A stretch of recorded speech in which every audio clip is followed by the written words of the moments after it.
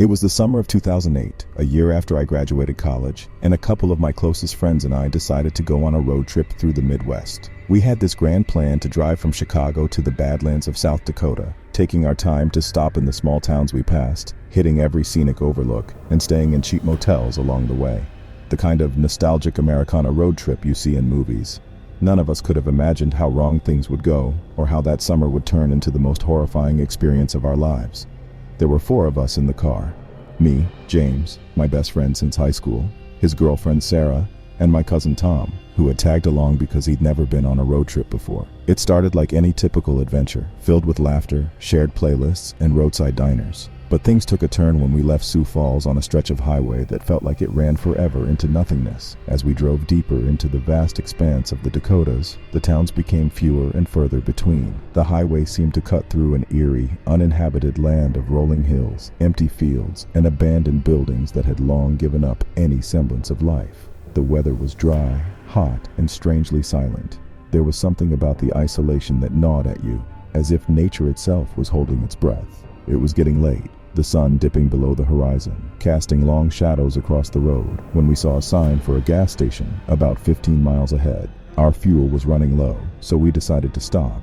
We rolled into the gas station just as darkness settled in completely. It was one of those old, dilapidated places with flickering lights and a peeling sign. No one else was around except an older man behind the counter who looked like he had been sitting in that same spot for the last 40 years. "Looks like you're about the last ones for the night," the man said in a slow, gravelly voice as we filled up the tank. "Not much traffic through here once the sun goes down. You folks be careful out there." We nodded politely and didn't think much of it, but as we pulled back onto the highway, the mood inside the car shifted.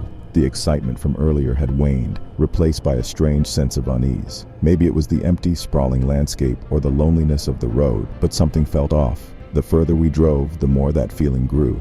About an hour after leaving the gas station, we saw headlights behind us in the distance. It was odd because we hadn't seen another car for miles, but we figured someone else was making the late drive, just like us. The headlights slowly got closer and closer until the vehicle was tailgating us, its bright lights glaring through our back window. "Who the hell drives like that in the middle of nowhere?" Tom muttered, twisting around in his seat. James tapped the brakes, trying to get them to back off, but instead, the car behind us swerved and sped up, nearly sideswiping us. "What the hell?" Sarah yelped. We all tensed up. Whoever was behind us clearly wasn't just a careless driver. They were trying to intimidate us. James accelerated, hoping to lose them, but the car matched our speed, staying right behind us, their high beams flickering on and off as if to taunt us. I could see Sarah gripping the seat so hard her knuckles turned white, while Tom had his phone out, trying to get a signal to call for help. "There's no way we can outrun them," James said, his voice strained. "We just need to find a town, something." But there was nothing, just the long stretch of highway, disappearing into the darkness. Suddenly the car behind us veered off the road and disappeared into the pitch-black night.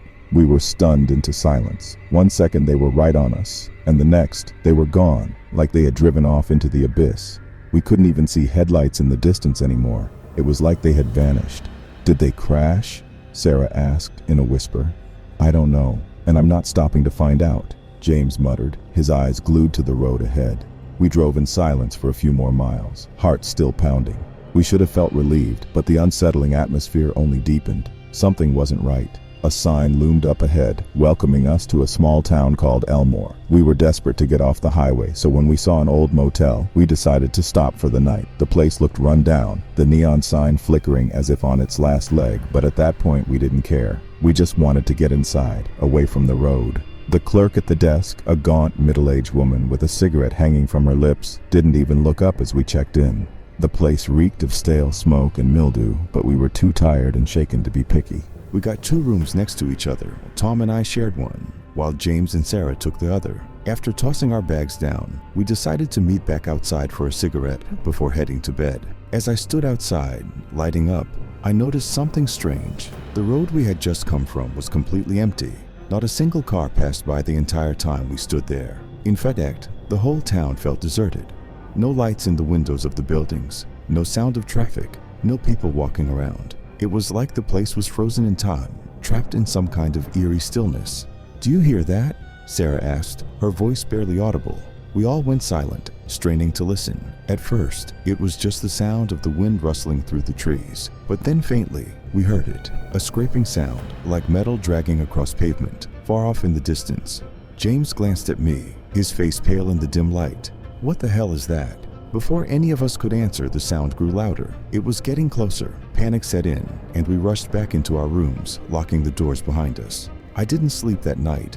I don't think any of us did. Every time I closed my eyes, I could hear that scraping sound, drawing nearer, as if something or someone was just outside, waiting. Morning finally came, and with it, a heavy fog that blanketed the entire town. When we stepped outside to load up the car, we noticed something that made my blood run cold. The car that had been tailgating us the night before was parked across the street. Its front bumper was smashed, and one of its tires was flat, as if it had driven off the road in a hurry.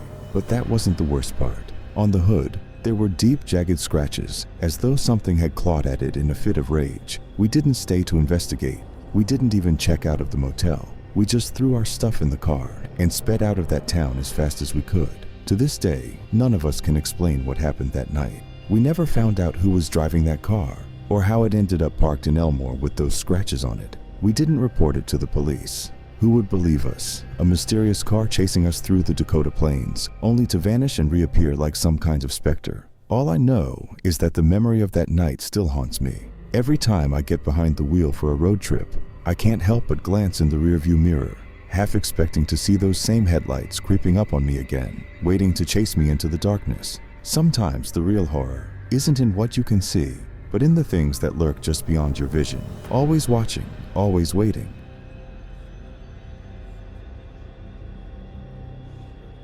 This story was passed down from my father, who swore it happened to him in the summer of 1977, during one of the strangest and most terrifying nights of his life. He was a long-haul trucker back then, crisscrossing the country for weeks at a time. He had seen his fair share of odd and unsettling things on the road, but nothing prepared him for what he encountered on an empty highway in the deserts of New Mexico. It was late July, and my father had just left a diner off Route 285. The sun had already dipped below the horizon, and the desert was beginning to cool down from the oppressive heat of the day. He had a long stretch of night driving ahead of him, and figured he'd knock out as many miles as he could before getting some sleep. The stretch of highway he was driving on was notoriously desolate. No towns for miles, no gas stations, no signs of life. Just the endless desert rolling out under a vast starry sky. My dad always loved that kind of solitude, the freedom of the open road, but this time, something felt different. It wasn't just the quiet, it was the feeling of being completely alone in a way that made him feel exposed, vulnerable. About an hour into the drive, his headlights caught something in the distance, someone walking on the side of the road. Now, picking up hitchhikers wasn't unusual back then, especially in the middle of nowhere. People would get stranded, cars would break down, and the unwritten rule of the road was to help when you could. So as he got closer, he slowed down, expecting to see some poor soul stuck out there in the desert, miles from anywhere. The figure was that of a young woman, no older than 20, wearing what looked like a light dress that fluttered in the warm breeze. She had long dark hair that hung down to her waist, and she was walking with a slow, deliberate pace, as though she had been walking for a long time. My father pulled up next to her and rolled down the window. "You need a ride?" he asked. She didn't respond at first. She just stood there, staring at the horizon, as though she hadn't noticed the truck pull up. It was only when he repeated the question that she turned her head to look at him. My dad told me that when she did, he felt a chill go through him, like the temperature had dropped 10 degrees in an instant. Her face was pale, almost unnaturally so, and her eyes had a distant glassy look, like she wasn't fully there. But despite the eerie feeling that crept over him, he opened the passenger door and gestured for her to climb in. She didn't say anything, just nodded and slid into the seat without a word. They drove in silence for a while, the only sound the hum of the engine and the occasional whistle of wind through the desert. My father tried to make small talk, asking where she was headed, if she needed to stop anywhere, but she didn't answer. She just stared out the window, her hands resting motionless in her lap. It wasn't until they had been driving for nearly half an hour that she finally spoke, her voice so soft he could barely hear her. "Do you believe in ghosts?" she asked, her eyes still fixed on the dark road ahead. The question caught my father off guard, and he chuckled nervously, trying to lighten the mood. "Well, I've heard a few stories in my time, but I've never seen one myself. She turned her head slowly to look at him, and for the first time, he noticed that her eyes didn't reflect the light the way they should have. They were dark, almost hollow, and it made his skin crawl. "You've seen one now," she whispered. The air in the cab seemed to thicken, growing heavier with every second that passed. My father felt the hair on the back of his neck stand up. He kept his eyes fixed on the road, refusing to look at her, even though every instinct told him something was very, very wrong. His knuckles were white on the steering wheel, and all he could think about was getting to the next town as fast as possible. But as he drove, the road seemed to stretch on endlessly. No signs, no exits, just mile after mile of darkness. That's when he felt it, a sudden drop in temperature. It was like he had driven into an icebox. His breath came out in a visible puff, despite the desert heat that had been present just moments before. He glanced over at the passenger seat, but the woman was gone. There was no sound, no movement, just an empty seat where she had been sitting. His heart pounded in his chest as he slammed on the brakes and pulled over to the side of the road. He jumped out of the truck, his mind racing, searching the area for any sign of her, but there was nothing. No footprints in the sand, no sign of anyone having been there at all. He stood there for a long moment, breathing heavily, trying to convince himself that it had been a trick of the mind, a hallucination from the long hours on the road. But when he finally got back into the cab, his eyes landed on something that made his stomach drop. The passenger seat was wet, as though someone had been sitting there, dripping with water. The fabric was soaked through, but the air around him was dry, bone dry, as you'd expect in the middle of the desert. Shaken, my father got back on the road, driving straight through the night without stopping. He finally reached a small town just after dawn and parked the truck at a diner. He went inside to grab some coffee and settle his nerves. The waitress, a kindly older woman, noticed how pale he looked and asked if everything was all right. After a moment of hesitation, my father told her about the strange woman he had picked up on the highway. As soon as he mentioned her, the woman's expression darkened, and she glanced at one of the older patrons sitting nearby. "You're not the first one to see her," she said quietly. She went on to explain that, years ago, a young woman had been killed in a car crash on that stretch of highway. Her body was never recovered. Some said she had drowned in a nearby river during a flash flood. Ever since then, there had been sightings of her along the road, walking in the same direction, always asking for a ride. She never spoke much except to ask one haunting question: "Do you believe in ghosts?" No one who had picked her up had ever seen her again after that, and every single one of them had found the passenger seat soaked in water when she disappeared. My father never drove that stretch of Route 285 again. To this day, he refuses to talk about what happened that night, but every time I ask him about it, his face grows grim, and he changes the subject. He doesn't believe in ghosts, or at least that's what he says. But after that night in the desert, I'm not sure even he believes that anymore.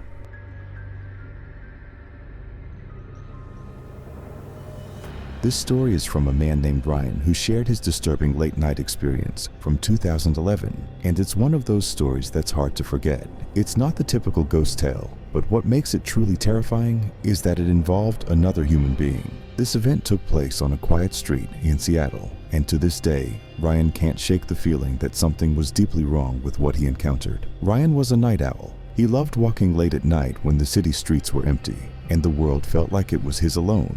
It helped him clear his mind after a long day.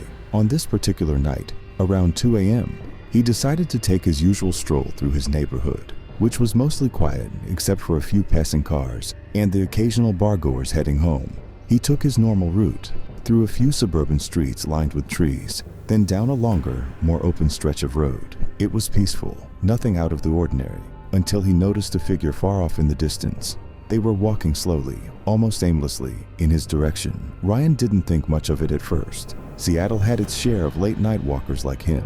But as the figure drew closer, something began to feel off. The person wasn't walking like a typical pedestrian. They were moving strangely, almost dancing, but not in a joyful way. Their steps were exaggerated, with their knees lifting high and their arms swinging too widely, like someone trying to imitate a marionette or a puppet. And then he noticed something else. The man was smiling. Not a casual friendly smile, but an unnaturally wide grin that stretched across his face, so large that it seemed painful. His eyes were wide open and locked on Ryan as he moved closer, his head tilted slightly to the side. That smile, it was the kind of smile you see on someone when they're trying to hide something. But this man didn't seem to be hiding anything at all. He seemed to be relishing the discomfort he was causing. Ryan's pace slowed. He considered crossing the street or turning around, but something kept him rooted to the spot. He couldn't tear his eyes away from the man. He felt like if he looked away, something worse might happen. As the man got closer, Ryan's instincts screamed at him to leave, but his legs wouldn't move. He was frozen, watching this grinning stranger dance and weave toward him with unnatural enthusiasm. The man's clothes were disheveled, dirty, and looked like they hadn't been changed in days. His face, though contorted into that wide grin, looked gaunt and pale under the street lights, as though he hadn't slept or eaten in days. They were now only about 20 feet apart. Ryan could hear the man's heavy, erratic breathing. He could hear the soft shuffle of his feet on the pavement, the faint laughter under his breath as he moved closer and closer. And then, just when Ryan thought the man would pass him by, he stopped. The man stood still, his body swaying slightly like he was off balance, still grinning. Ryan could feel his heart pounding in his chest, his throat tightened, his skin prickling with fear. He wanted to say something, maybe ask if the man was all right, but the words wouldn't come. His brain was stuck in fight or flight mode, and the man's presence was triggering every alarm in his body. For what felt like an eternity, they stood there, just a few feet apart. Ryan couldn't move. The smiling man didn't move either. He just stood there, staring, grinning, with his head still tilted at that eerie angle. Then, without warning, the man's smile faltered. His face seemed to twitch, and for a split second, it looked like he was about to speak. But instead, he turned around and began walking away, still in that same strange, exaggerated manner. Ryan watched in stunned silence as the man retreated into the night, disappearing down the road. His legs finally started to move, and without thinking, Ryan turned and walked the other way, faster than he ever had before. He didn't stop until he was back inside his apartment, locking the door behind him. He stood there for a long time, trying to process what had just happened. The man didn't do anything, didn't say anything. But the encounter felt sinister in a way Ryan couldn't explain. There was something deeply, disturbingly wrong with that smiling man. Something that wasn't right about the way he moved, the way he stared, and most of all, the way he smiled. Ryan never took late-night walks after that night. He never saw the smiling man again, but the memory of that twisted grin, those wide, unblinking eyes, and that bizarre puppet-like movement stayed with him, haunting him whenever he walked down that street. The real terror of this story isn't just what happened, but the lingering question of who, or what, that man was, and what might have happened if Ryan hadn't been able to walk away. Was he just another deranged individual, or was there something more otherworldly about him?